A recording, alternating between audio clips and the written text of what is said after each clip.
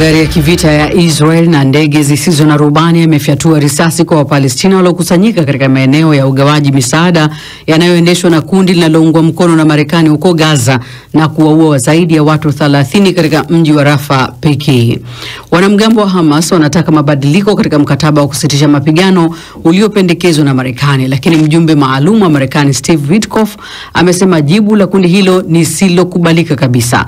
Ofisi ya habari ya serikali ya Gaza imearifu kwamba idadi ya vifo ni zaidi ya watu wapatao 61,700, ikisema maelfu ya watu hawajulikani walipo. Wakati huo mawaziri wa mambo ya nje wa nchi za Kiarabu wameilaani Israel kwa kuwazuia kutembelea ukingo wa Magharibi unaokaliwa kwa mabavu, ajenda ikiwa ni kujadili mipango ya kuanzishwa kwa taifa la Palestina. Awali nimezungumza na mchambuzi wa siasa za kimataifa na Mashariki ya Kati Mohamed Abdurrahman kutaka kufahamu zaidi kuhusiana na mashambulizi ya Israel yanayokithiri na ni kama hawajali tena nani atasema nini. Je, hali hiyo inaashiria nini sasa?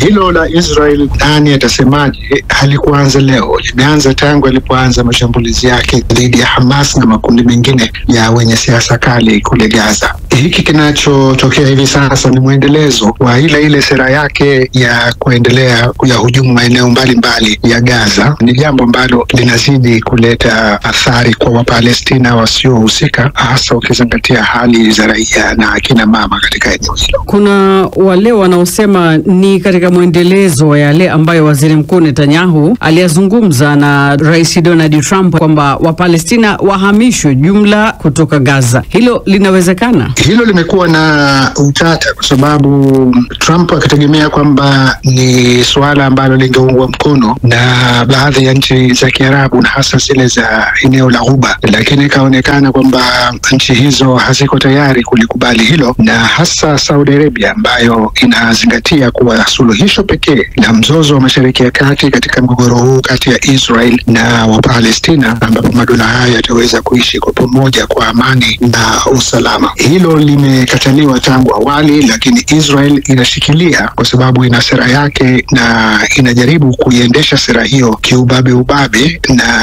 taratibu inajaribu kujisogeza mbele kwa kuyateka maeneo kadhaa huko Gaza, lakini kwa sasa inaonekana kwamba hali ni ngumu. Hivi majuzi Rais Donald Trump alikuwa Uarabuni ambako alipokelewa kwa taadhima ya hali ya juu na hata kupewa zawadi ya kifahari. Hivi hili la Gaza kamwe halikupata mtetezi kwa sababu Rais Donald Trump bado alikuwa akizungumzia hatua za kutafuta kumaliza vita vya Ukraine akiwa huko. Lakini kuhusu Gaza, je? Mimi naamini kwamba suala la Gaza lilikuwa katika mazungumzo na msimamo wa Saudi Arabia unafahamika wazi. Kwa hivyo Marekani ilijizuia kuliweka bayana suala hilo kuepusha mvutano zaidi na upinzani kutoka kwa Israel, wakati Saudi Arabia inafahamika vizuri juu ya msimamo wake, na hasa usisahau Saudi Arabia ilijizuia kufikia mapatano fulani ya kibiashara pamoja na Israel hadi kwanza Israel imekubali juu ya swala zima la kuwepo dola mbili, dola ya Wapalestina na dola ya Israel, jambo ambalo Israel hadi sasa chini ya serikali ya Waziri Mkuu Benjamin Netanyahu inalikaidi. Kuna mazungumzo gani kuhusu hilo la kutafuta afueni kwa Wapalestina, hata kama huenda mazungumzo yanazungumzwa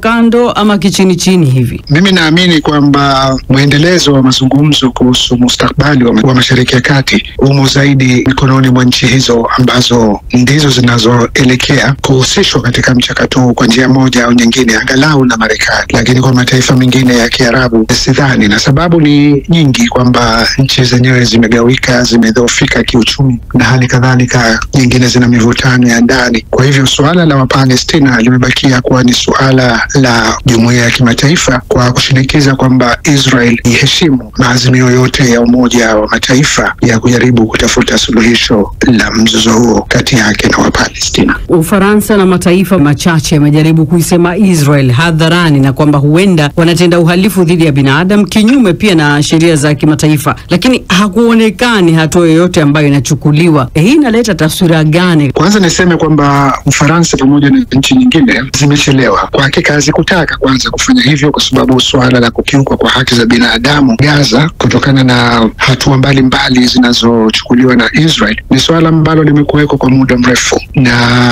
hali kadhalika kilio kutoka kwa raia wa nchi hizo zenyewe ndio kilichozifanya nchi hizo ikiwemo Ufaransa kuweza kukaa na kujifikiria upya juu ya sera yake kuelekea Israel. Inayochukuliwa hivi sasa sio sera iliyokuwa ikitumiwa hapo kabla. Kwa hivi sasa hali imekuwa ni nzito. Umeniuliza swali lako, inatoa taswira gani? Inatoa taswira kwamba suluhisho la Mashariki ya Kati hivi sasa haliwezi kupatikana tena kwa mtutu wa bunduki, lakini zinatambua pia kwamba suluhisho la mzozo wa Mashariki ya Kati limo mikononi mwa utawala wa Donald Trump nchini Marekani, ambao ndio unaoendelea kuiunga mkono serikali Netanyahu nchini Israel, na hali kadhalika ndio uliochukua ufunguo wa kujaribu kuleta suluhisho katika mzozo huo, hata kupatikana kwa maafikiano katika mzozo kati ya Hamas na serikali ya Israel. Hivi inaingia kichwani kwamba Waisrael wanatumia nguvu na silaha katika eneo wanalolikalia na bado wanashindwa kuwakomboa mateka waliosalia, na kama haitoshi wameshindwa pia kuwasambaratisha wanamgambo wa Hamas na hivyo kuvimaliza vita. Sasa haya yote yanaeleza nini katika jamii ya kimataifa? La muhimu zaidi ni Israel kuzingatia na kutambua kwamba mgogoro huu umekuweko tangu mwaka 1948 baada ya kuundwa kwa dola ya Israel, na kumekuweko na mawaziri wakuu ambao pia walionekana wakati huo kwamba walikuwa na misimamo mikali katika vipindi mbalimbali, ukianzia na David Gurion ambaye anatajwa kuwa ndio muasisi wa taifa la Israel, Menachem Begin, na hali kadhalika Golda Meir ambaye yeye ndiye mwanamke pekee aliyekuwa waziri mkuu hadi hivi sasa katika historia ya Israel. Kwa hivyo nafikiri kwamba wakati huu tulionao, Israel inatambua kuendelea kwa shinikizo la Waisraeli dhidi ya serikali ya Netanyahu ndilo linaloweza kuleta hali ya mabadiliko katika Mashariki ya Kati, kwa kutambua ukweli kwamba vita haviwezi kuleta suluhisho. Kinachosikitisha ni kuwa bado hawa mateka 28 wanaosemekana wanazingatiwa kuachiwa huru, wao wamewekwa na pande zote mbili, na mgogoro huu tunapoilaumu Israel lazima pia tuilaumu Marekani. Marekani ikitaka patikane azimio lolote litakaloleta mwafaka katika mzozo huu, hilo linaweza kupatikana katika muda wa masaa 24, lakini kunaelekea bado kuna vuta nikuvute kati ya Israel, Marekani kupitia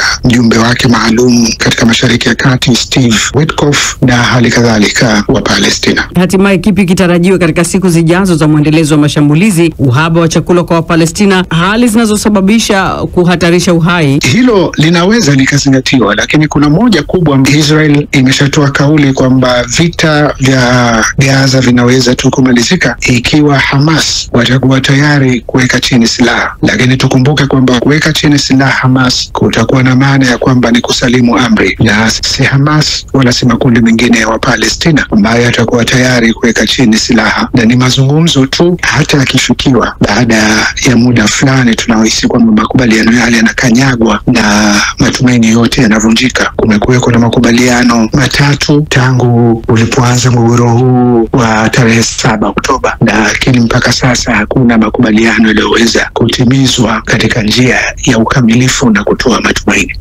Mchambuzi wa siasa za kimataifa na Mashariki ya Kati Mohamed Abdurrahman akihitimisha mazungumzo nami. Unaweza kutembelea